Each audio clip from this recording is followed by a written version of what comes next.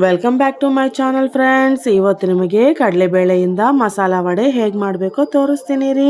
ಒಂದು ಬಟ್ಲಲ್ಲಿ 2 ಪಾವು ಕಡಲೆಬೇಳೆ ಚೆನ್ನಾಗಿ ನೆನೆಸ್ಕೊಳ್ಳಿ. ನೋಡಿ, ಚೆನ್ನಾಗಿ ನೆಂದಿದೆ ಅಲ್ವಾ? ಈಗ ಇದನ್ನು ಸ್ವಲ್ಪ ಒಂದು ಜಾರ್ಗೆ ಹಾಕ್ಕೊಳ್ಳಿ. 20 ಹಸಿಮೆಣಸಿನ್ಕಾಯಿ ಹಾಕ್ಕೊಳ್ಳಿ. 1 ಟೀ ಸ್ಪೂನ್ ಉಪ್ಪು ಹಾಕ್ಕೊಳ್ಳಿ. 1 ಸ್ಪೂನ್ ಶುಂಠಿ ಬೆಳ್ಳುಳ್ಳಿ ಪೇಸ್ಟ್ ಹಾಕ್ಕೊಳ್ಳಿ. ಕೊತ್ತಂಬರಿ, ಕರಿಬೇವು, ಈರುಳ್ಳಿ ಸಣ್ಣದಾಗಿ ಹಚ್ಕೊಳ್ಳಿ. ಸ್ವಲ್ಪ ಜೀರಿಗೆನ ಹಾಕ್ಕೊಂಡು ಒಂದು ಸೈಡ್ ಇಡಿ. ಬಾಕಿ ಎಲ್ಲ ಬೇಳೆನ ಕಚ್ಚಾ ಪಚ್ಚ ಆಗಿ ಹಾಕ್ಕೊಂಡು ಒಂದು ಬಟ್ಲಿಗೆ ಹಾಕ್ಕೊಳ್ಳಿ.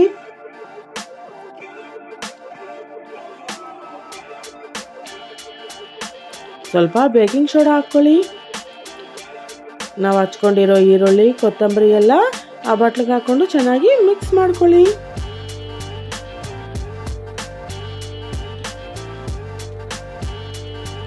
ನೋಡಿ, ಈ ಥರ ಉಂಡೆಗೆ ಬರಬೇಕು ರೀ.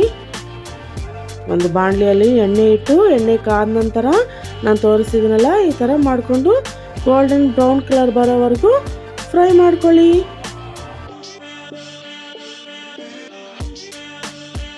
ಅಷ್ಟೇ, ಎಷ್ಟೋ ರುಚಿಕರವಾದ ಮಸಾಲ ವಡೆ ರೆಡಿ. ನೀವು ಒಂದ್ಸಲ ಟ್ರೈ ಮಾಡಿ. ಇಷ್ಟ ಆದರೆ please like, share, comment and subscribe.